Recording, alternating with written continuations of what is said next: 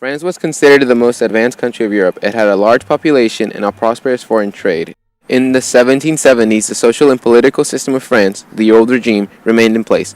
Under this system, the people of France were divided into three large social classes, or states.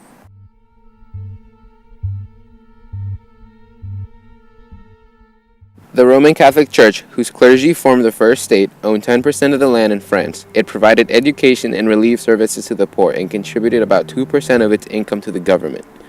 The king and queen were also included in the first estate.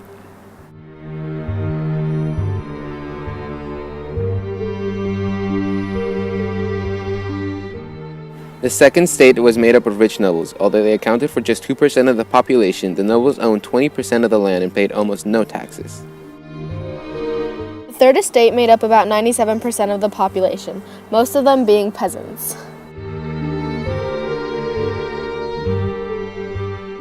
The second section of the third estate was the bourgeoisie, or the middle class. They were bankers, factory owners, merchants, professionals, and skilled artisans. They were well educated and believed strongly in Enlightenment ideas. During the 1770s and 1780s, France's government sank deeply into debt. Part of the problem was the extravagant spending of Louis XVI and his Queen Marie Antoinette. While they were preoccupied with their extravagant spending, majority of the population in France was starving and was starting to get mad at the king and queen's rule. As Louis put off dealing with the emergency until he had practically no money left, his solution was to impose taxes on the nobility. However, the Second Estate forced him to call a meeting of the States General, an assembly of representatives from all three states. Because the third estate was beginning to become stronger, the other estates feared that they would take over, so they locked them out of the assembly room. The third estate found an indoor tennis court where they named themselves the National Assembly and pledged to not stop meeting until they came up with a new constitution. Soon, rumors flew that Louis was intent on using military force to dismiss the National Assembly. Others believed that the foreign troops were coming to Paris to massacre French citizens. People began to gather weapons in order to defend the city against attack. On July 14, a mob searching for gunpowder and arms stormed the Bastille, a Paris prison. The mob overwhelmed the guard and seized control of the building. Soon after, a wave of senseless panic called the Great Fear rolled through France. The peasants soon became outlaws themselves.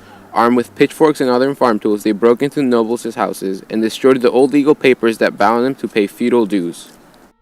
However, it was bogus, and people ended up panicking for nothing. In September 1791, the National Assembly completed the new constitution, which Louis reluctantly approved. The new constitution created a limited monarchy. It stripped the king of much of his authority and created a new legislative body, the Legislative Assembly.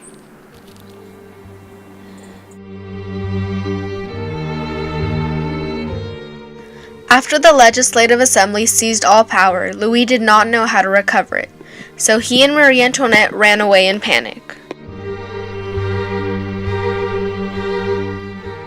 Soon after, when the peasants realized that Louis and his queen had tried to run away, they were enraged.